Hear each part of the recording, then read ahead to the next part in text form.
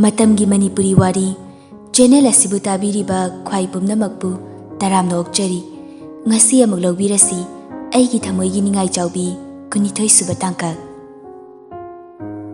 Jenglegi mataududa jingsang chatlamba adu chap leplaga ipa pakhana hairei Nangido ai thadokena khalira tawnu adumai tawgonu ko phatte tawgonu Jengledi jingsangi mawang aduda nokfet tawrei Satuiba makhut aduna jingsangi pambomda oina kolei haujiktadi jingsangsu nokfet tawrei Kamcha ai kamcha bu yamna nungsiye Jingsangsu mangonda kolakliba jenglegi makhut aduda magi makhutuna amuk paisilei aduga tapna hairei Nangna ibu nungsiriba adudagi tadana ainasu angang machase yam nungsiye Jenglei nokchei tapna amuksu chatpa hawi ani ado jingsangsu tapna Mafamse phajadra Phajai ing sulawi Jingsang soradu amuktang sangna hondoklaga hairei Mafamsina amakpa yauda Ising singna pukning huna phajabagum aigi angang machagi thamoisu phajai Jenglei ingakngakna kaino thamoi phajai haibo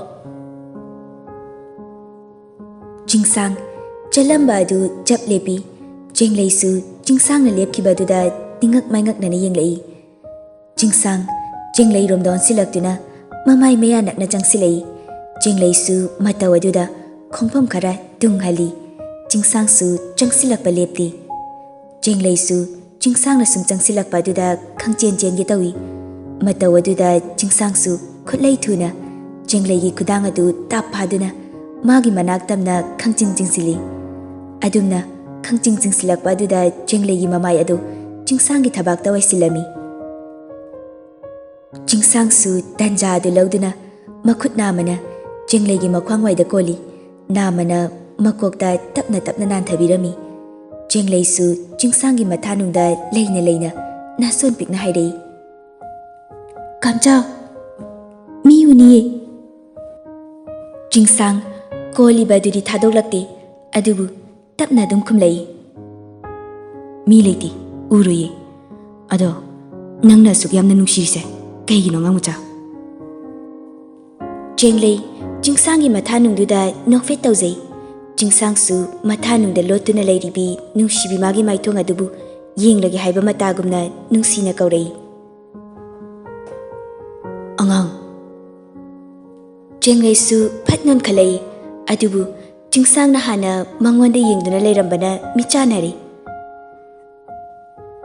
Sabi sanawani ngayakti taibangi awa nungai pumna makak thoktuna Makhoi anigi oiba taibang aduda kanagisu ayet apan yaudana mitka michana duna leiri Jingsang sum yenglambadagi Jenglei gi laibakta nungsina chupirami aduga tapna nungsina hairei Thawa yaudana hakchangna malem taibang asida hingbangamdabagum nang yaudana ai hingbangamloi aduna masi masu kawgano nangna thawaini aina hakchangni Masi kau biadi ko ngang mucha gyan tarabra kamchana harise Aisu kamcha yaudana hingbangam loye kamcha gi thawaina aina oibagum aigi thawaisu kamchani Thawai gi kaidungphamna hakchang do oibagum nangi kaidungphamsu aingondani Kamcha gi kaidungphamsu aingonda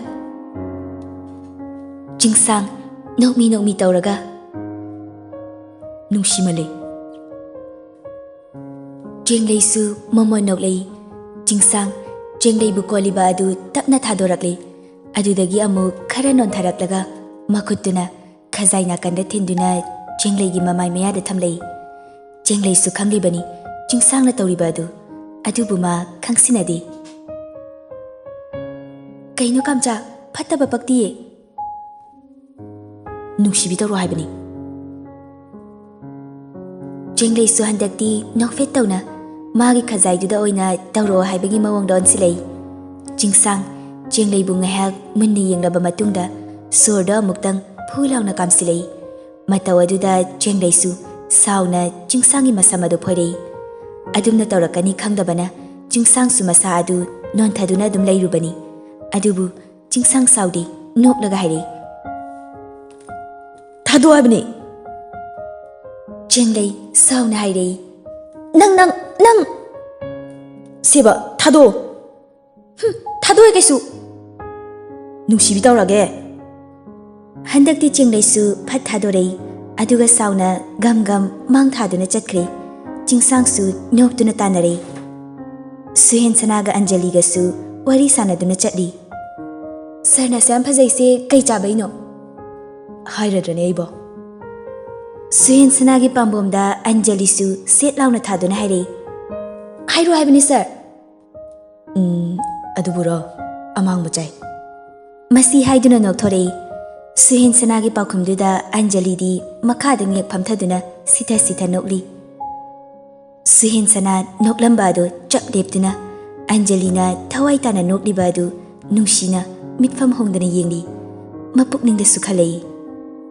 Minokse punchi chupagi aigi oiningmani. Adubu phanglaroi. Aigi oiba phanglaroi.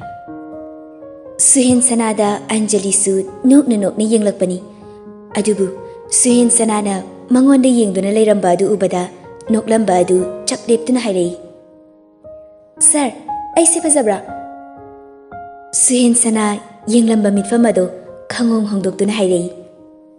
Kaigino Fazabai natro. Sir na yada hing changba phau khangdaba makai ai yenglida. Yarese hogalo yaijita matomta tawfam khanglamaroi. Sangai yengjaramni. Nangse ngangna bawaida kok hogalo. Handakti Anjali su phuk hogalei. Suhen Sanana Lao chalase. Anjali su hoi haiduna chatpa hawi. Suhen Sana su nakanda dumak chatli. Khara chatlaga Anjali na khangai hairei. Sir, ayi khungumari se kisi nanthoi amta kibiyo. Suhen Sana kumlakti mamituna pairab Anjali de yengduna lei. Sir, ai kibado haitadana tawbani. Haizilibani Anjali gisi. Suhen Sana su adum khanglami. Anjali na haizinbani haiba.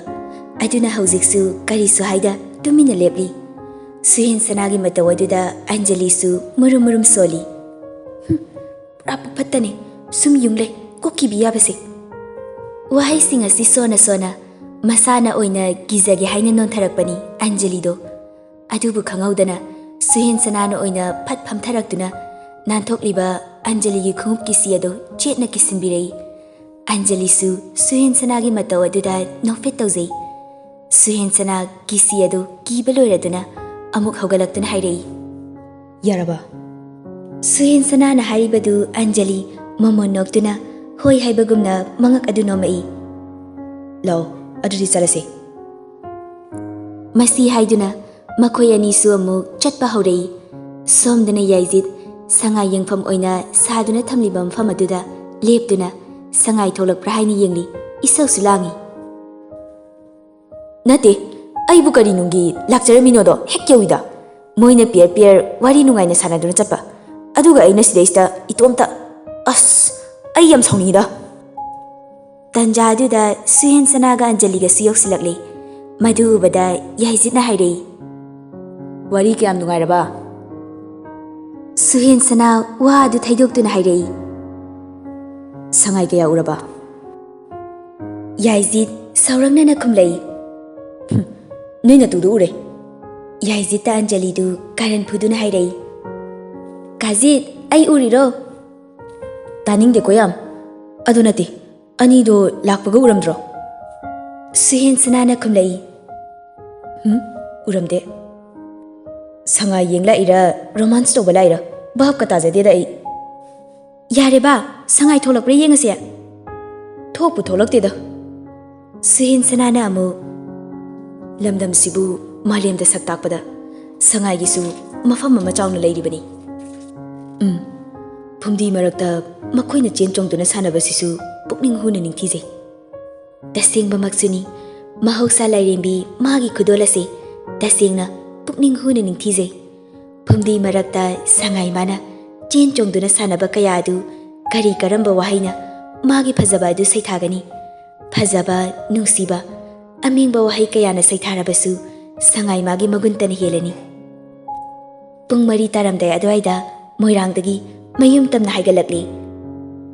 Gari manungdani Yaizid khadang kana thadari. Noi mayamna jura jura semkre aigina kamai tawdoino khangdeda.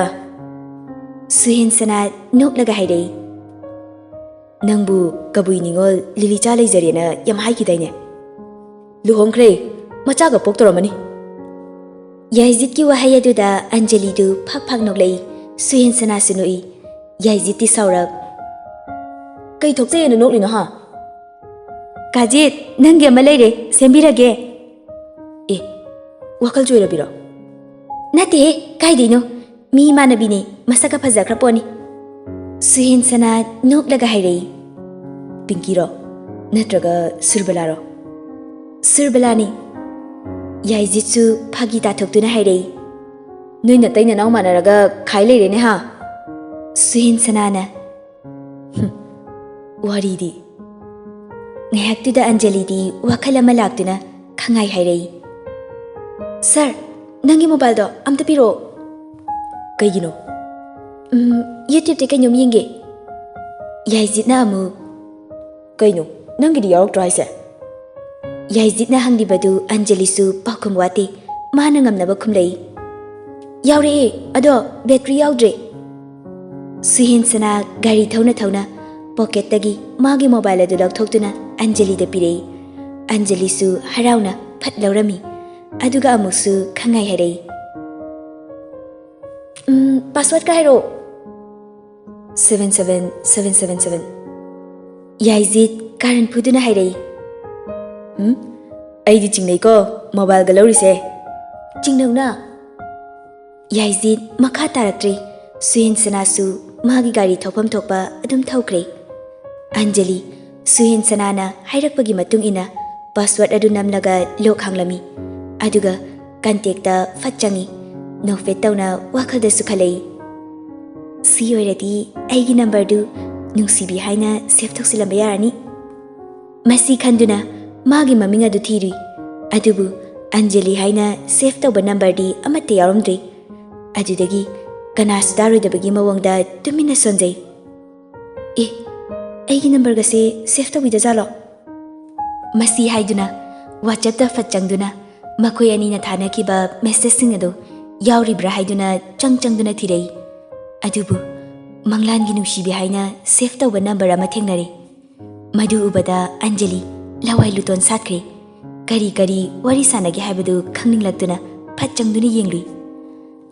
Sanaramliba wari adu ubada harauba nungaiba pulap punsingiduna mapi rasu chelei. Adubu maithongdadi nofet tawri. Mana aduk harauriba nungairibadu atai karigi sunati. Manglangi nungsibi haina save tawriba number adu magi oirambadunani. Somda singsang gari thauna jengleida amuk siyenglei.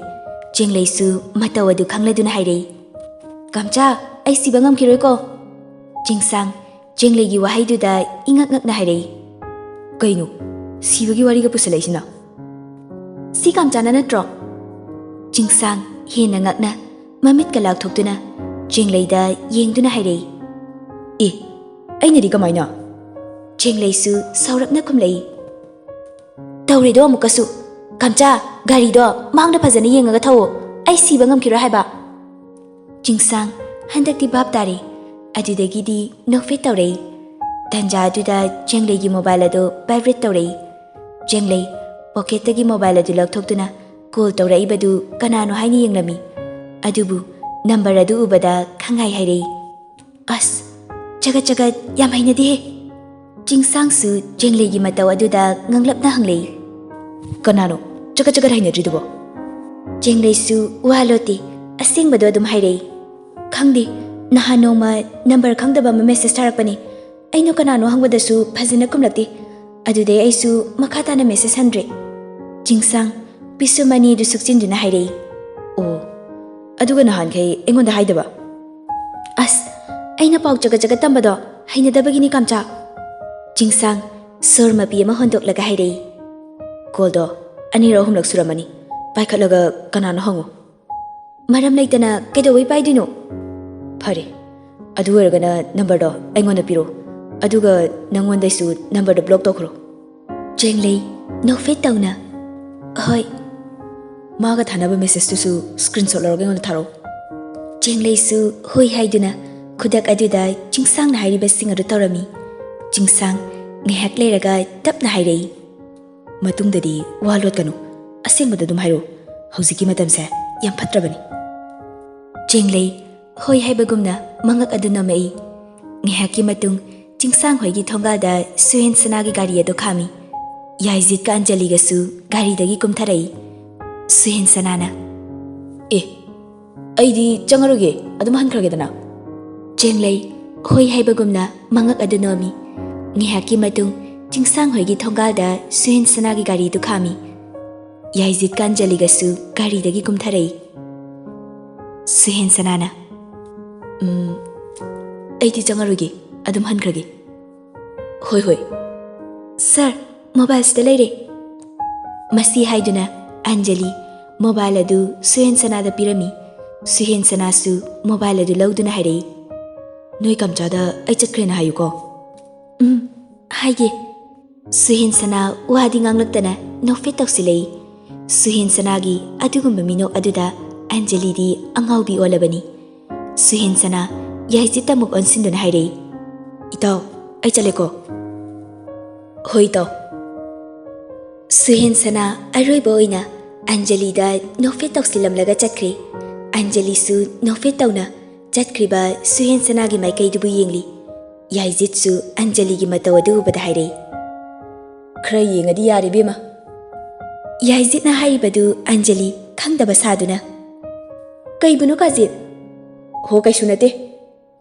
ꯇꯟꯖꯥ ꯑꯗꯨꯗ ꯆꯤꯡꯁꯥꯡ ꯍꯣꯏꯁꯨ ꯌꯧꯔꯛꯇꯨꯅ ꯒꯥꯔꯤꯗꯒꯤ ꯀꯨꯝꯊꯔꯛꯏ ꯌꯥꯏꯖꯤꯠ ꯆꯤꯡꯁꯥꯡꯗ ꯑꯣꯟꯁꯤꯟꯗꯨꯅ ꯍꯥꯏꯔꯛꯏ ꯊꯦꯡꯒꯨ ꯂꯝꯖꯦꯟ ꯌꯥꯎꯒꯦꯒ ꯌꯥꯎꯔꯣꯏꯕꯣ ꯅꯪ ꯀꯥꯔꯟ ꯉꯥꯡꯅꯨ ꯑꯗꯣ ꯁꯨꯍꯦꯟ ꯆꯠꯈ꯭ꯔꯕꯣ ꯆꯤꯡꯁꯥꯡꯅ ꯍꯪꯂꯤꯕ ꯑꯗꯨ ꯑꯟꯖꯂꯤꯅ ꯑꯣꯏꯅ ꯐꯠ ꯈꯨꯝꯂꯛꯏ ꯆꯠꯈ꯭ꯔꯦ ꯌꯥꯏꯖꯤꯠꯅ ꯑꯃꯨꯛ ꯃꯆꯥ ꯅꯪꯗꯤ ꯀꯨꯝꯊꯔꯛꯇ꯭ꯔꯁꯨ ꯌꯥꯔꯕꯁꯤꯗ ꯆꯤꯡꯁꯥꯡꯅ ꯅꯪꯅꯅꯦ ꯃꯤꯒꯤ ꯆꯤꯇ꯭ꯔꯒꯨꯞꯇ ꯌꯦꯡꯗꯅꯇ ꯂꯩꯌꯨ ꯌꯥꯝ ꯋꯥꯔꯦ ꯅꯪ ꯌꯥꯏꯖꯤꯠꯅ ꯍꯥꯏꯔꯤꯕꯗꯨ ꯑꯟꯖꯂꯤꯁꯨ ꯃꯇꯦꯡ ꯄꯥꯡꯁꯤꯜꯂꯛꯏ ꯍꯣꯏ ꯑꯁꯦꯡꯕꯩꯁꯨ ꯈꯣꯏꯁꯨ ꯑꯃꯨꯛ ꯍꯟꯖꯈ꯭ꯔꯒꯦ ꯃꯁꯤ ꯍꯥꯏꯗꯨꯅ ꯒꯥꯔꯤꯗ ꯀꯥꯈꯠꯂꯤ ꯌꯥꯏꯖꯤꯠꯇꯨ ꯆꯦꯡꯂꯩ ꯇꯞꯅ ꯍꯥꯏꯔꯛꯏ ꯀꯝꯆꯥ ꯑꯟꯖꯂꯤ ꯆꯠꯂꯨꯈꯤꯒꯦ ꯍꯣꯏ ꯏꯇꯥ ꯐꯖꯅ ꯆꯠꯂꯣ ꯆꯦꯡꯂꯩ ꯅꯣꯛꯐꯦꯠ ꯇꯧꯔꯛꯏ ꯌꯥꯏꯖꯤꯠꯀ ꯆꯦꯡꯂꯩꯒꯁꯨ ꯍꯟꯈ꯭ꯔꯦ ꯁꯣꯝꯗ ꯁꯨꯍꯦꯟ ꯁꯅꯥ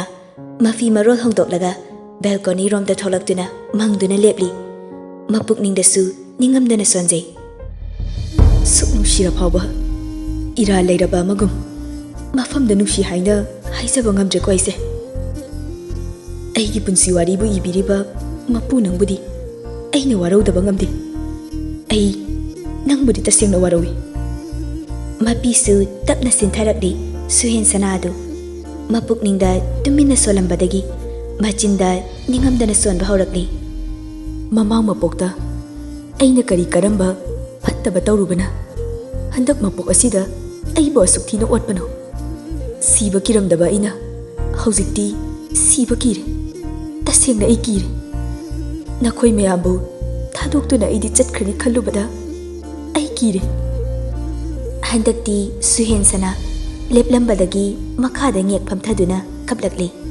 ꯅꯨꯄꯥ ꯑꯣꯏꯖꯔꯕꯁꯨ ꯃꯈꯣꯟ ꯊꯣꯛꯅ ꯃꯄꯤ ꯁꯤꯡꯊꯅ ꯃꯍꯥꯛ ꯀꯞꯂꯤ ꯀꯞꯅ ꯀꯞꯅ ꯅꯤꯡꯉꯝꯗꯅ ꯁꯣꯟꯕꯁꯨ ꯂꯦꯞꯇꯦ ꯁꯔꯅꯁꯨ ꯅꯪꯕꯨ ꯅꯨꯡꯁꯤꯌꯦ ꯑꯟꯖꯂꯤ ꯑꯗꯨꯕꯨ ꯅꯐꯝꯗ ꯐꯣꯡꯕꯒꯤ ꯊꯧꯅꯥꯗꯨꯃꯗꯤ ꯏꯐꯝꯗ ꯂꯩꯇ꯭ꯔꯦ ꯅꯪ ꯑꯩꯕꯨ ꯋꯥꯔꯧꯒꯅꯨꯀꯣ ꯑꯩꯒꯤ ꯃꯪꯂꯥꯟꯒꯤ ꯅꯨꯡꯁꯤꯕꯤ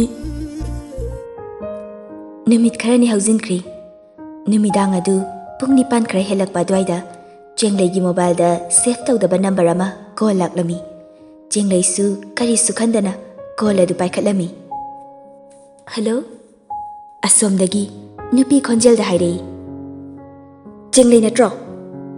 Oh, mani, somna kana. Nangbu ai khangrabo. Khangrade ai taki. Ai se, nangna khangnariba nupadugi nupi oigadoribani. Jenglei di nupi dugi wangang aduda I kakri. Adubu ma khumdi tuminna lei. Nupi adusu makha taduna hairei. Angang nangna karigino nasung namanaba lenga amta na koi haraktrabo. Migi nupa koiridubo. Songi ming leifam amta han haibiro aduga wari sanasi. Nangi sakakpase halamdrine. Jenglei nupi dugi khonjel wangang sangang aduda jingnaraktuna khangai hairei. Nene Helena natra? Mani, nupi adu Helena ni. Helena su adum hairei.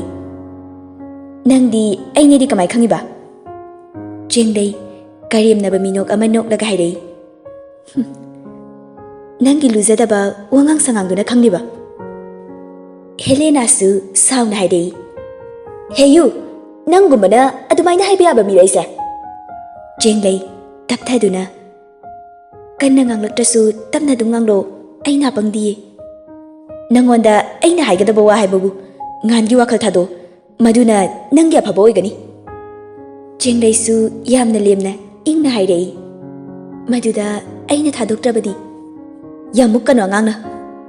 Jenglei nokmi tawraga marambu jaribo ini ibi mana sauridubo. Migi nupado munge tawrabadi sauba haibase masana tabani. Migi nupa munge tawrise airo natraga nanglo. Ado sima so haige aibudi isungi manabana paminukse haibiraktrabasu itake halna hairei. Ado nenedi natake halna so haibirakta nakhage ngangna so haibirakta nasungna manabana su haibiraktrabanina nupa phangdre.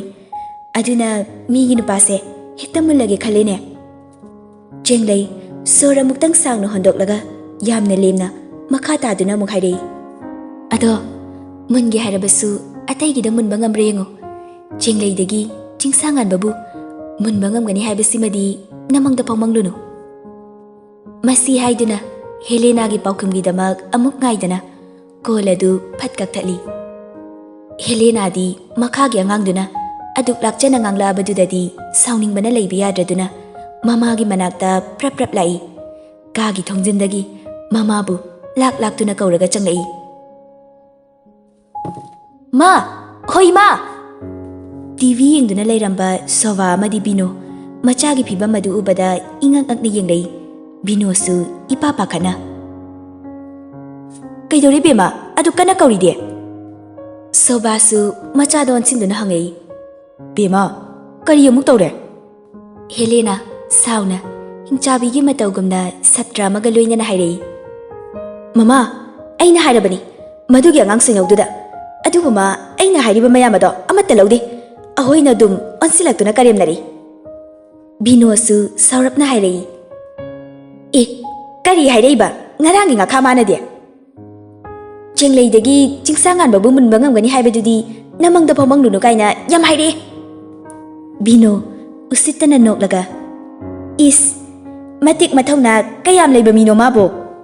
Sobadi mama machana sanariba wari adudi ingak ngakna tari marakta thatlubasu tawde. Ma aduta sunate aibu nupa amatana paminukse hairaktrabanina migi nupa munge tawi kainaga haireine. Hera asuk usitaba mayumda chatlaga Bino aigi iti khangange. Helena du nokchai mama gi wahai aduda